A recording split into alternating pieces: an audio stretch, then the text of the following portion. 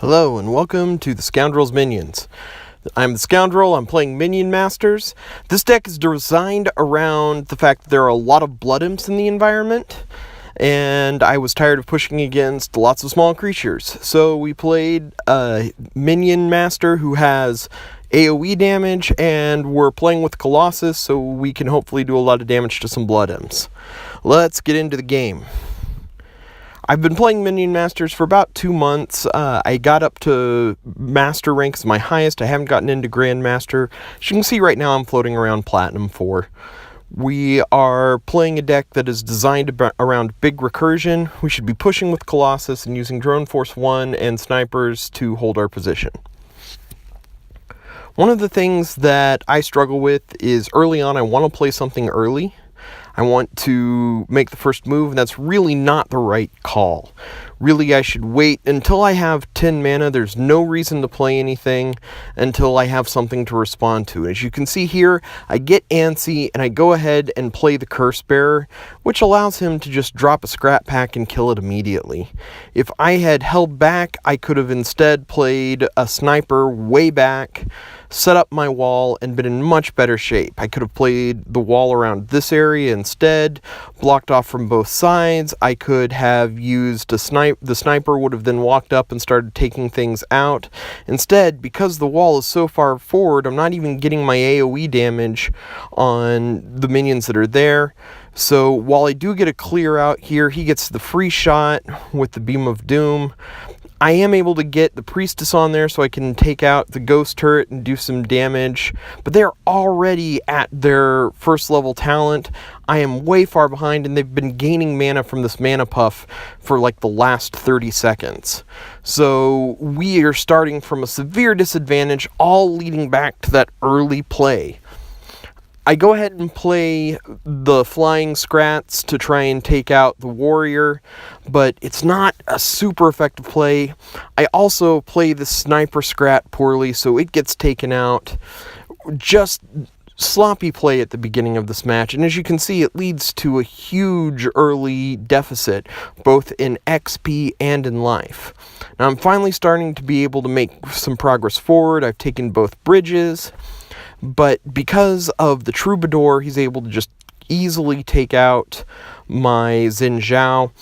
Also, look at the placement of that Drone Force 1. Because I play it so far back, it means he gets double value if he plays Beam of Doom, which we already know he has because he used it to take out the Colossus. If I'd played it here or here, I wouldn't have taken face damage from the Beam of Doom, and now I'm sitting at a huge early deficit, and he still has the Troubadour marching its way forward and is able to continue to take both bridges, continue to push down, and I am struggling to respond to this. Yes, I finally clear off the Troubadour, but now I'm below half life, and he is still almost at full health.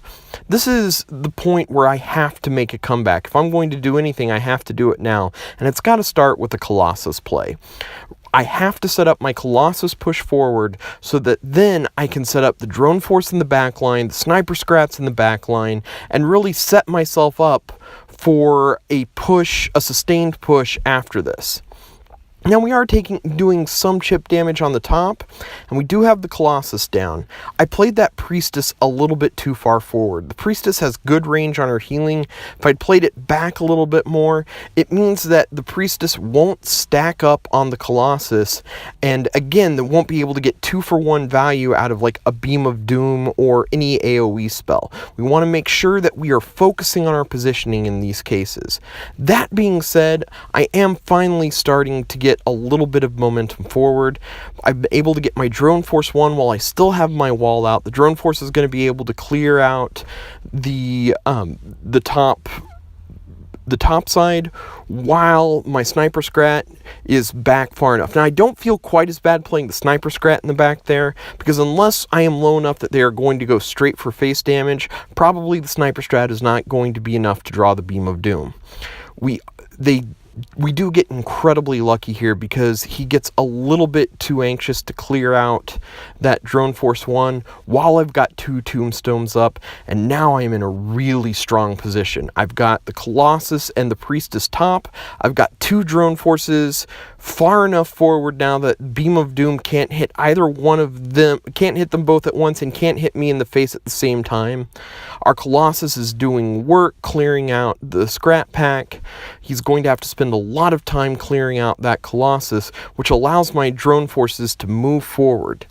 Now, this drone force play is unfortunate. I should have played it down here, because now those two drone forces are set up to where one Beam of Doom can kill both of them. Again, I have to work on my positioning in the middle of combat to just be able to think, how can I set this up to where if they have the answer, I take the minimum amount of casualty. That being said, because we got that double drone force earlier, we are still able to control the bridges, still able to push forward, and we're finally catching up in XP, and we've done a huge chunk of health. We're not in the lead yet, but we are certainly making progress. We traded another tombstone for a drone force, and have another push going forward with the Colossus, and this is what the deck is supposed to look like when it starts running, is just that constant pressure forward to where we always have time to play out our next big threat. Now, I ended up floating a couple of mana there. I should have gone ahead and played a Sniper Scrat in the back and then gotten ready to play the drone force so that I could continue pushing, but it's not I don't get punished for it. It works out in this case. We again see him go to kill off the Drone Force 1. I think he thought that the Curse Bearer was going to die before the Drone Force 1 did. He should have waited just a little bit longer so that I got a Curse Bearer off the Tombstone instead of another Drone Force 1. However, the second Tombstone was still charging up. May not have mattered. I probably still would have gotten a replacement Drone Force out of that. We do trade a Sniper Scrat for that second Tombstone, but that's okay. The Sniper Scrats are still incredibly useful, and we've got the Drone Force 1 running at the same time that we've got a Colossus up, and we're able to just continue pushing, and now he's at 567 health.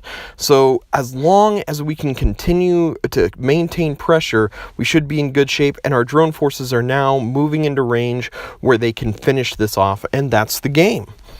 Guys, thank you so much for listening. I hope you've enjoyed this match, and come back for more Scoundrel Shard. Have a great day.